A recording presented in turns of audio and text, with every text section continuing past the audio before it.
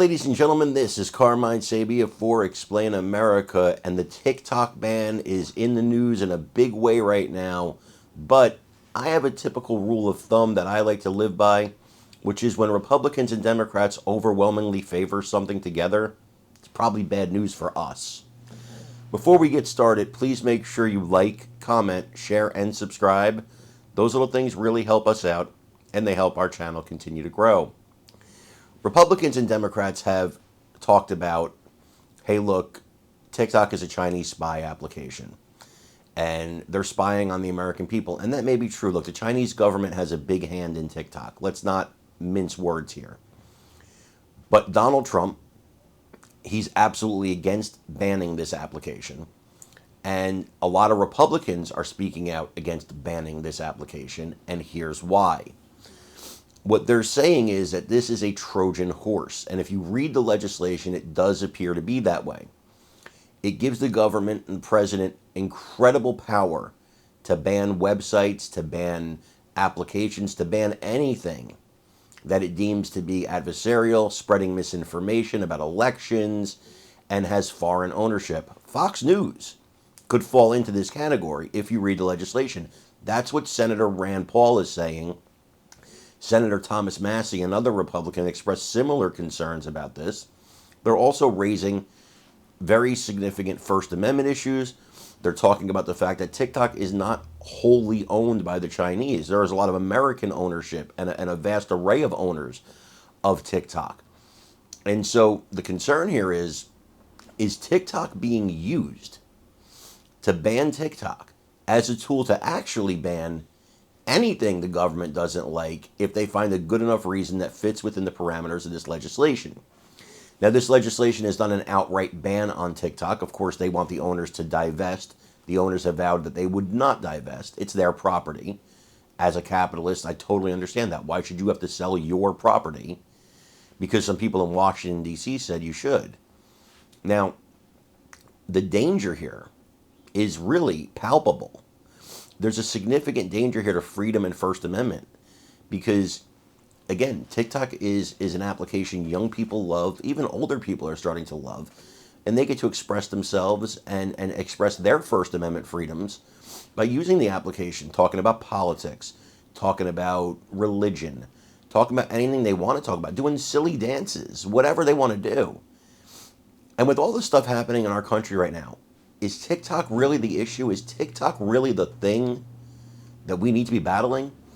I want you to listen to Senator Rand Paul here in his argument with Fox News host Brian Kilmeade about this, where he raises the concerns he has about banning TikTok and what he thinks the real issue is, what they're really trying to do. I found this interview fascinating, and if you're interested in this topic at all, you really should listen to this. Ladies and gentlemen, again, I want to thank you for joining us here at Explain America. Please remember to like, comment, share, and subscribe. If you're a young person or an older person that uses TikTok, I really want your comments on this. So again, I'm Carmine Sabia for Explain America. We love you guys. God bless you. Take care, everybody.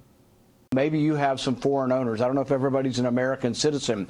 And then what if they say, well, Fox News is giving misinformation on the election. You have a foreign ownership. You have misinformation according to the government. And all of a sudden they say, well, we're going to shut down Fox News or we're going to shut down Twitter.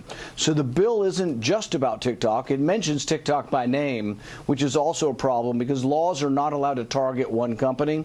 But there is also a danger that it goes beyond that.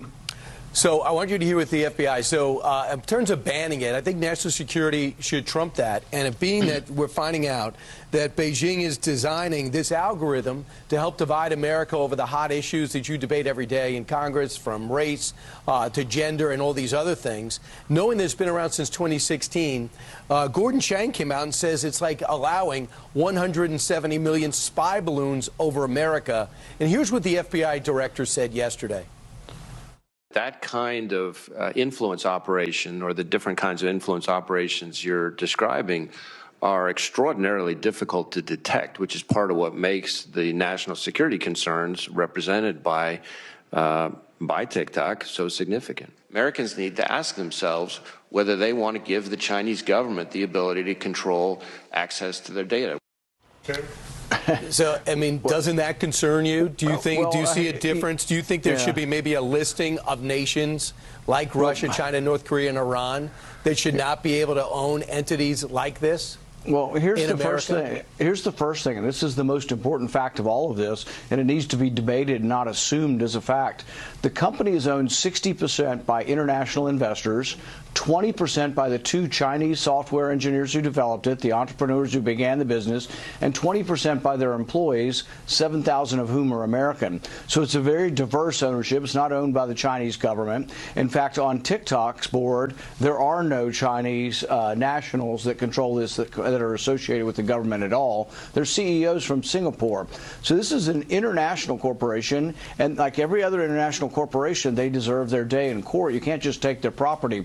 Look, I have a lot of arguments with the Chinese communists. I have a lot of Senator, arguments with the Saudi authoritarians, but I'm not saying we should allow banning anybody to do business with the Saudis because they have an unsavory government as well, and because they spy on their people. Senator, did you see the hearing, or were you part of that hearing? I can't remember what committee he was in front of, when the CEO of TikTok was there trying to rationalize why we should leave it in this country? You know, I wasn't in that hearing, but I do know that they have been working very closely with our government to try to adhere to anything they can do to stay open in our business, in our country. They've offered and actually have transferred most of their data to Texas, to an Oracle cloud. They have review of the data by Oracle to make sure it's being controlled here. They're offering to go through what's called CFIUS. CFIUS is a procedure where foreign-owned countries are trying to work to have American boards. They've also worked with the government to try This is the fundamental. I know about the Texas project, and I wish it was effective, but it isn't. We put $1 billion into it, or they did.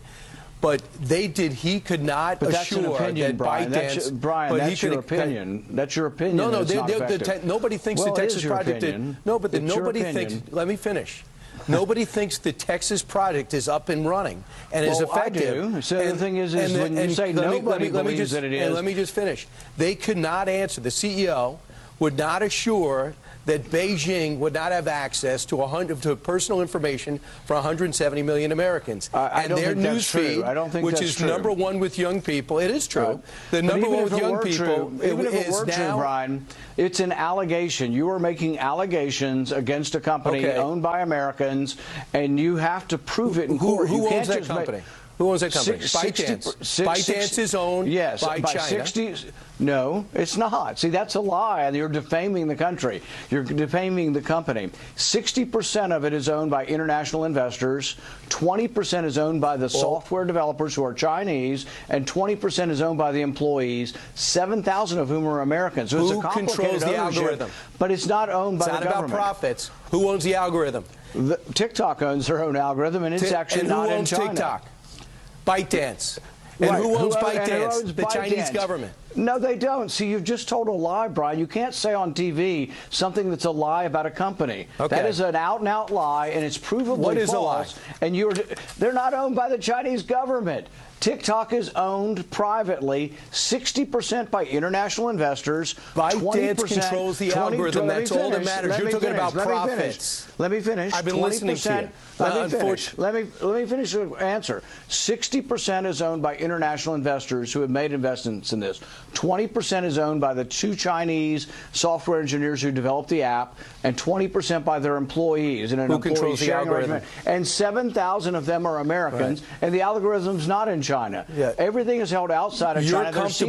You're comfortable with TikTok influencing America, and you believe that 60% of foreign ownership controlled it.